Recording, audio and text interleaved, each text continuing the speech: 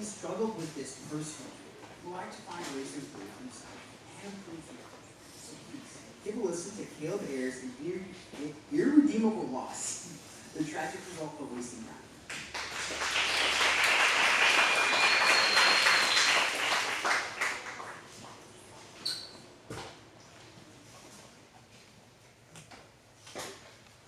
The Irish playwright Diane Crusoe once remarked, "Men speak of killing time, while time quietly kills them." We all know what it means to kill time, I'm sure, but what did Crusoe mean by time killing us? Think of it this way. Each second, minute, or hour that goes by carries us 1 second, minute, or hour closer to the end of our lives. In the sense, time is indeed killing us. Crusoe's intent was to draw our attention to our own mortality, and in doing so, he alerts us to the fact that our time is limited. If that's the case, then why are we killing, or we could say wasting our time? It doesn't make sense to do that. If my time is limited, I wouldn't want to go to waste. Yet the habit of wasting time is nothing new. In fact, as we'll see later, wasting time is sinful. The sin has been around ever since the fall. That would make the problem very, very old. But for such an old problem, it is still a very big problem today. According to a survey conducted by Zippia, a career resource website, 89% of those in the workplace admit to wasting time every day. 3 hours and 48 minutes per day, to be specific. This means they only spend 4 hours and 12 minutes in an 8-hour workday actually working. Among children, the primary time waster is screen time. And by screen time, I'm referring to the time spent on a device purely for entertainment, nothing school-related. The Kaiser Family Foundation reports that the screen time for children ages 8 to 18 is 7.5 hours a day on average. This means that over a year, this adds up to 114 days of screen time. But this isn't that big of a deal, right? I mean, people waste time every day, so it's a very normal thing to do. And if everyone does it, it can't be that bad. Let me invite you to take a moment and fast forward to the end of your life. Maybe you're sick and dying, but you probably have a week left to live.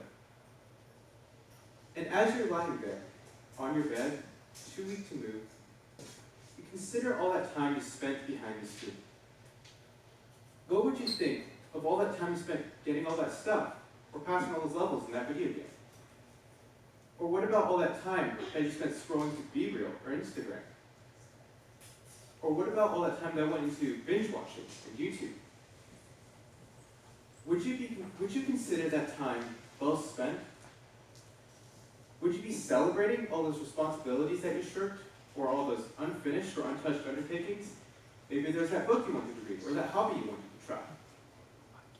That certainly puts into perspective, doesn't it? That would be an awful reality, to reach the end of your life and then look back on all that lost time. I seriously doubt any of us want to experience something like that, and so naturally, we want to do something to prevent it. But what can we do about this?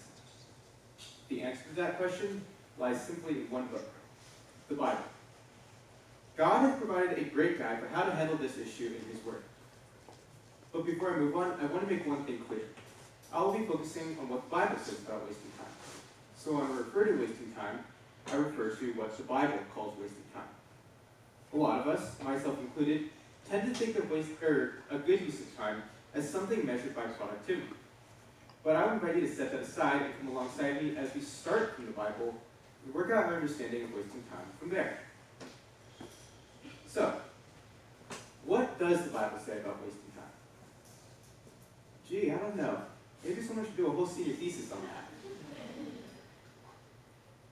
Now, on a more serious note, my thesis will not do justice to this topic. I will be able to provide only an unfortunately shallow and incomplete dive into this topic.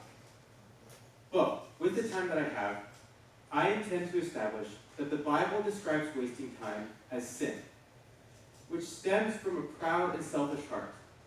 And as such, it is, by nature, foolish. Now, in order to understand how wasting time is sinful, we first need to form a proper understanding of what wasting time is, so we can understand what makes it qualify as sin.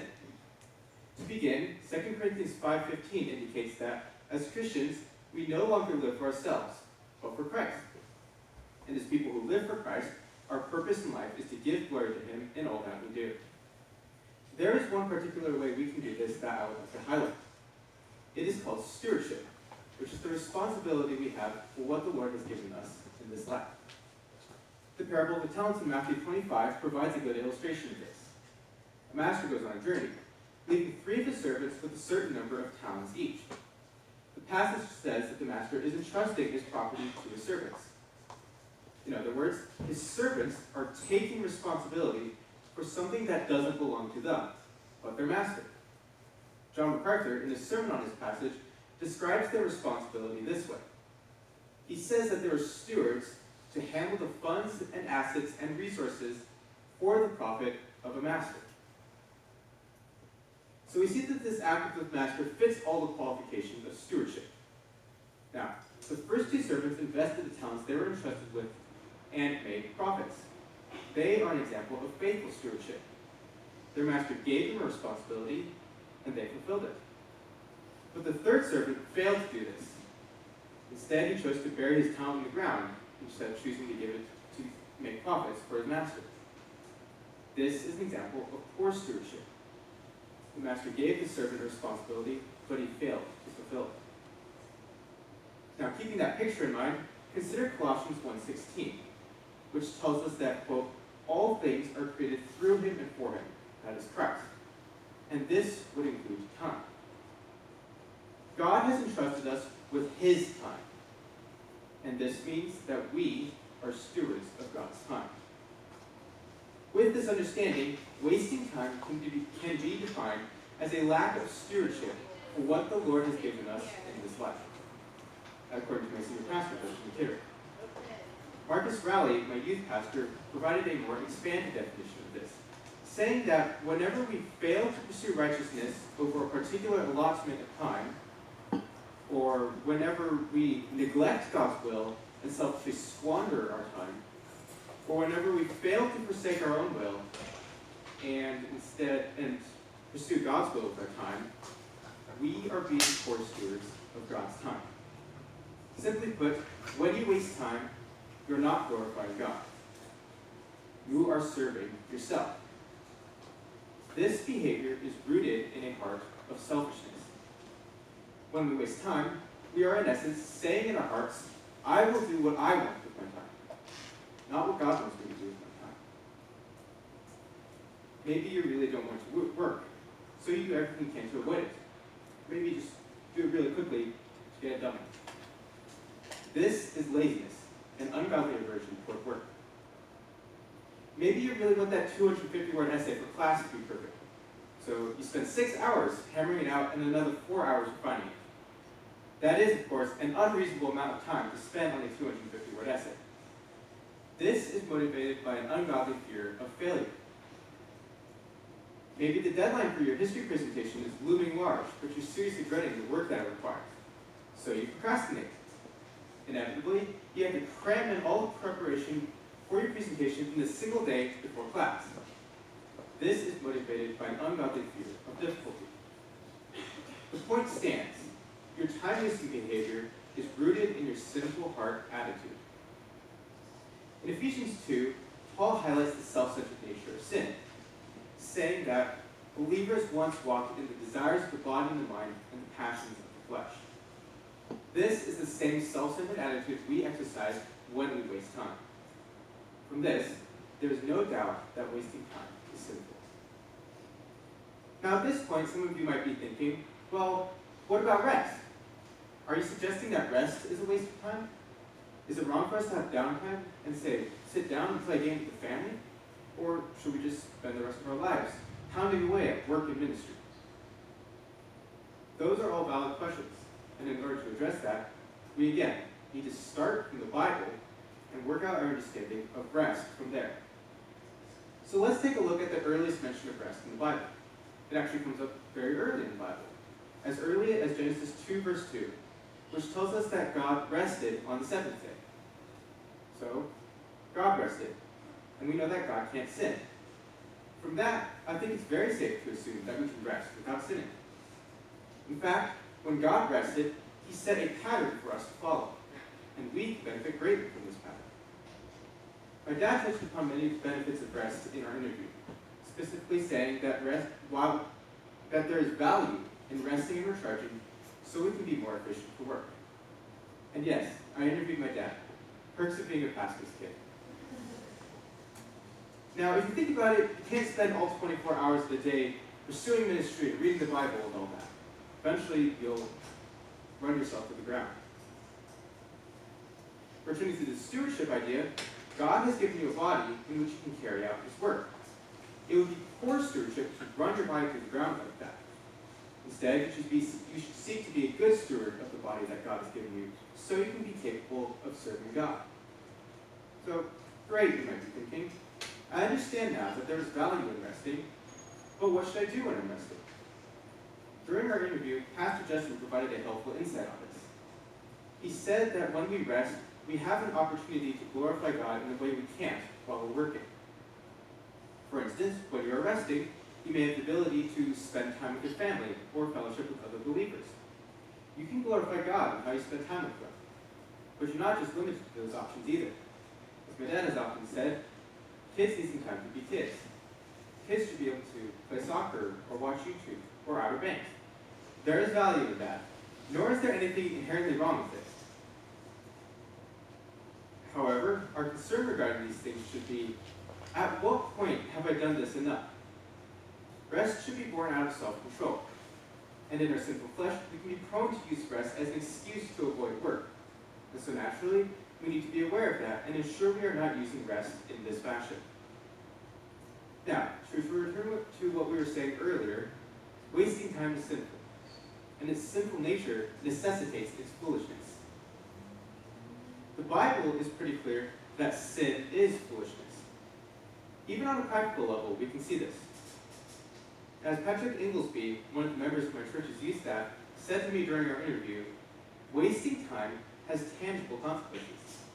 Proverbs 20 verse 4 provides a clear picture of this. The sluggard does not plow in the autumn. He will seek a harvest and have nothing. Now, the more prudent decision for the sluggard would have been to plow during the autumn. But he chose to use his time on something else. And in the end, his foolishness cost him. He had nothing when harvest came around. Now, this is pretty much the same spot we find ourselves in when we waste time procrastinating. If you have an assignment due in 2 days, the more prudent decision would be to get started on it immediately. It would be foolish to go off and play video games instead with a deadline like that. We set ourselves up for a time crunch, or maybe even an incomplete assignment.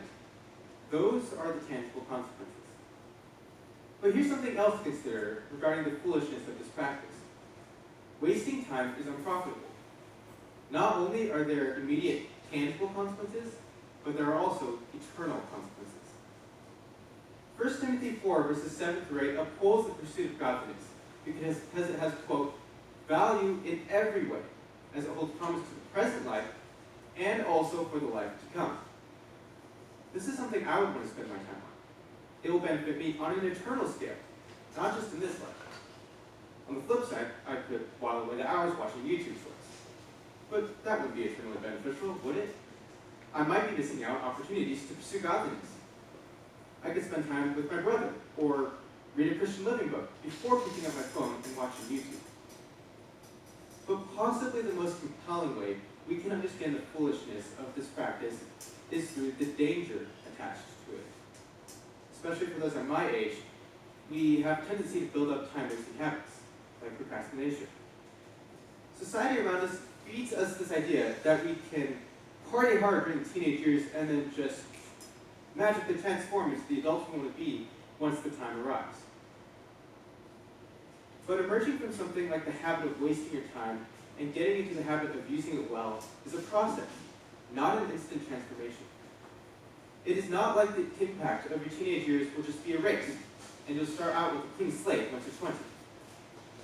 As Dawson Trotman, founder of the Navigators Ministry, put it, you are going to be what you are now becoming.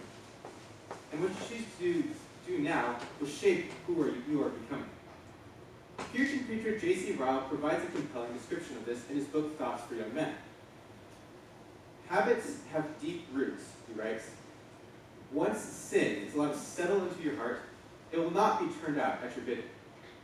Custom becomes second nature, and its chains are not easily broken.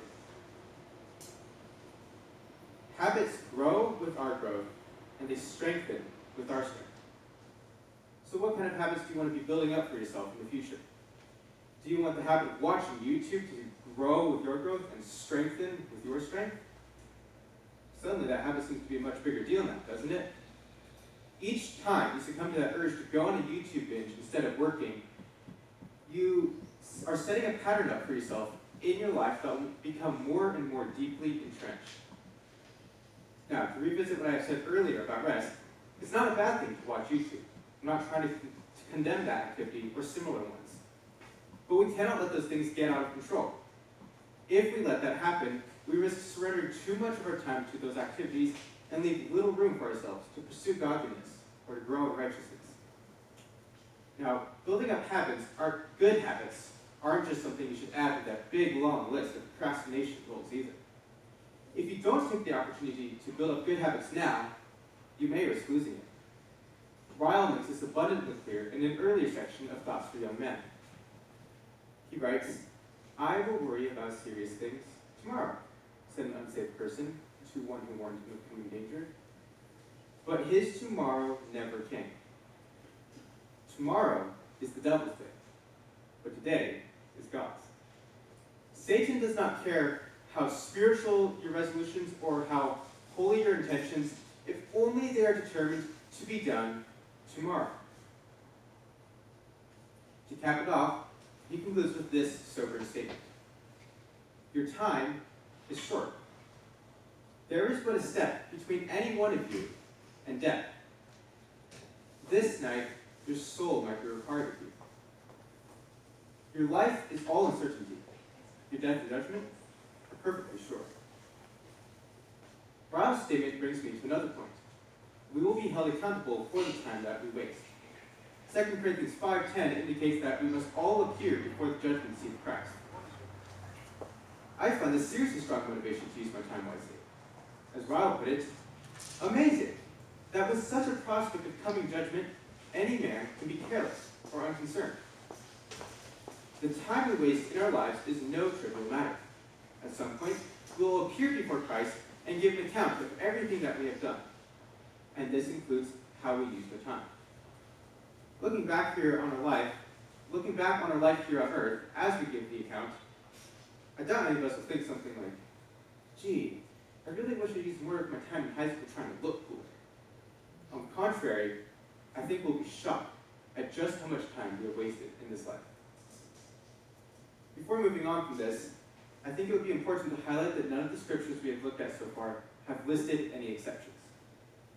Back in 1 Timothy 4, verse 7, Paul didn't write, train yourself for godliness, unless you're 14.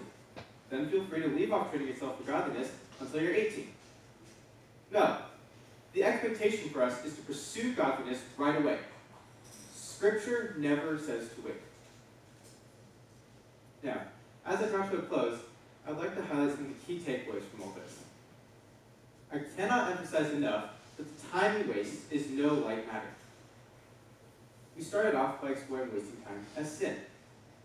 The Lord has given us 24 hours each day, and we as stewards can choose to use that time to give glory to Him or to gratify our own selfish desires. Our stewardship is a very weighty responsibility. It is not a trivial matter. We all know that sin is an offense against a holy God. And that's a pretty big deal. That's not something we should trivialize. We also explored wasting time as foolishness, particularly because of the consequences it entails. From the immediate tangible consequences, such as a looming deadline,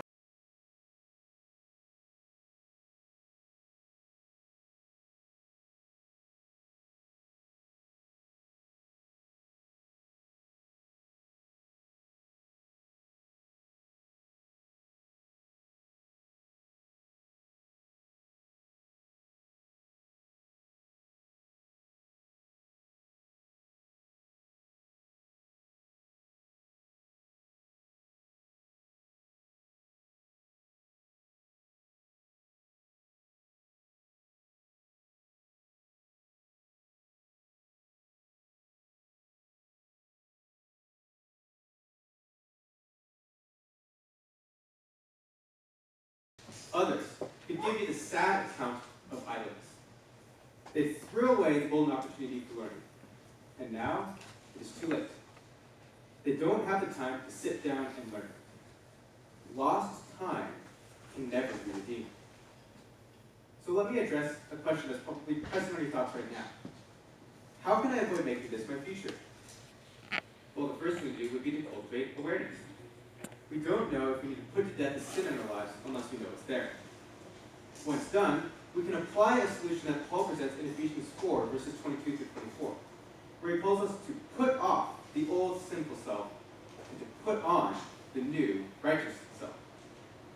So once we've identified sin in our lives, we need to cast it off and replace it with righteousness. In this case, that sin would be wasting time. So after we have put off wasting time, what do we put on in place of it? The answer to this is rooted in the heart attitude of the sin. So this means that we need to put off something like selfishness or an unhealthy fear. What then do we put on in place of that? Well, we can put on something like selflessness or a righteous fear of God. Instead of serving myself with the time that God has given me, I can serve others, and most importantly, God, with the time that He has given me. Again, and this can translate into how we use rest as well. Again, it's not a bad thing if you want to sit down and enjoy a book or a movie. But we can also look to serve others with the rest, can't we? Maybe see if your siblings want to play a card game. Or maybe talk to your friend and ask them how the day was and have a meaningful conversation with them instead of watching YouTube or scrolling through TikTok. Whenever you see an opportunity like that, to use your time to grow in godliness or to fulfill a responsibility, don't throw it away by watching a movie or reading a book. Make use of it. That opportunity is eternally significant. And if it is lost, it can never be redeemed. Thank you.